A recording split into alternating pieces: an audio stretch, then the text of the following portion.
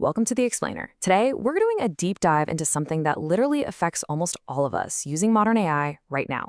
We're talking about Google Gemini, specifically how it tracks, uses, and most importantly, protects your location data. We're going to take all that heavy technical jargon from Google's privacy guide and translate it into clear, actionable stuff you can actually use. So, how does Gemini know where you are? Honestly, it's a question that usually triggers that tiny bit of privacy paranoia we all get, right?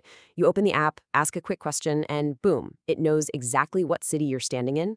No way, right? Well, today we are going to completely remove the mystery behind how that happens. Okay, let's dive into this. Here's our roadmap. First step, why Gemini needs your location. Second, how it actually finds you. Third, what data gets stored. Fourth, taking control of those permissions. And finally, we'll wrap up with what I call the Jaipur Station Test. Section 1. Why Gemini needs location, localized answers. Think about it. If you ask your AI, what's the weather, and you don't name a city, you definitely don't want the global average temperature, right? By pinging your location, Gemini takes a super vague question and turns it into a highly specific answer. It'll tell you, hey, Jaipur is 38 degrees Celsius right now with a 20% chance of rain. It's literally the difference between getting generic info and actually useful localized intelligence. Section 2. How Gemini finds you. 3 location methods. See, there isn't just one magic way Gemini finds you. It's actually a hierarchy. By default, it uses your IP address. But it doesn't stop there. It can also pull from your Google account's saved home or work addresses. It can use precise GPS if you've given it the green light, or it can even temporarily pull data if you're actively using Google Maps. Let's break these down. So by default, if you haven't touched a single setting, Gemini just uses your internet IP address. But what does that actually mean for you? It means it only gets an approximate location. It might tell the system, hey, this user is somewhere in Udaipur. It does not know your street, it doesn't know your house number, it's a really broad net, just enough to give you regional answers. The second method relies on info you've already voluntarily handed over to Google. Say you've got a home or work address saved in your main Google account profile, like Vaishali Nagar and Jaipur, for example. Gemini will use that saved context to automatically tailor its responses when you're asking questions from home. But what if you need exact details? That is where precise location steps in.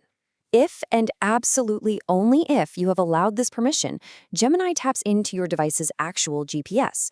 So if you're wandering around a massive shopping mall and you ask for the closest cash machine, the AI can tell you that an SBI ATM is exactly 120 meters away. It's incredibly precise, but again, it completely requires your active consent. Section 3. What data gets stored? Privacy facts versus fiction.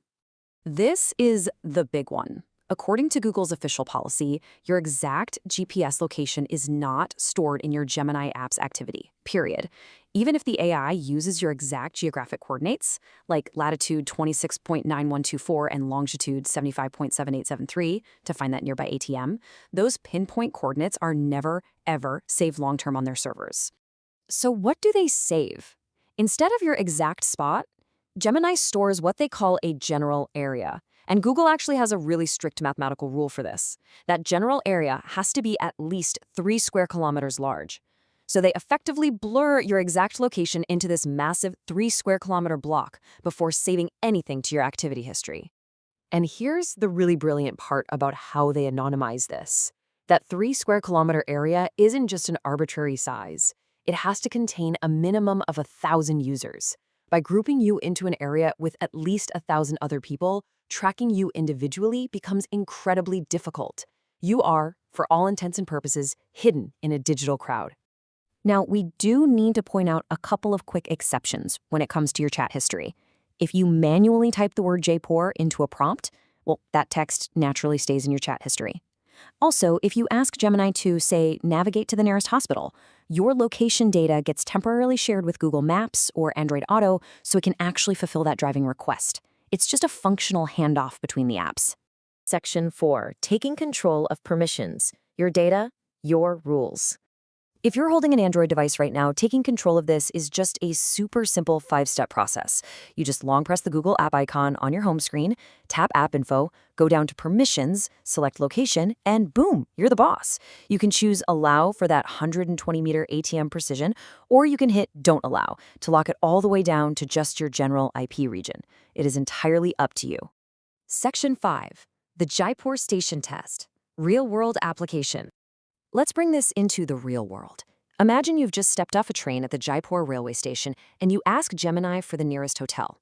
If your location permissions are off, it only knows your IP says you're somewhere in Jaipur, so you just get a generic list of hotels spread across the whole city. But flip those permissions on, and the AI uses GPS to know you are standing right outside the station doors. Now, it instantly tells you Hotel A is a 180-meter walk, Hotel B is 350 meters, and Hotel C is 600 meters away. And right there, that's the exact trade-off between privacy and precision. Okay, let's do a quick recap of the rules. IP location, that gives you an approximate region. Saved addresses, those pull from your account data. Precise GPS, that only ever happens with your explicit permission. Is your exact GPS stored? No. Is a general anonymized area stored? Yes. And if you turn permissions off entirely, the whole system just defaults back to your basic IP or saved home address. So, as we wrap up this explainer, I really want to leave you with a question to chew on. Are you trading too much privacy for convenience? Or is a 3-square-kilometer anonymized radius the perfect compromise for you? Now that you know exactly how the engine works under the hood, you have the power to make the choice that actually fits your comfort zone. Thanks for hanging out for this deep dive, and as always, keep asking the right questions.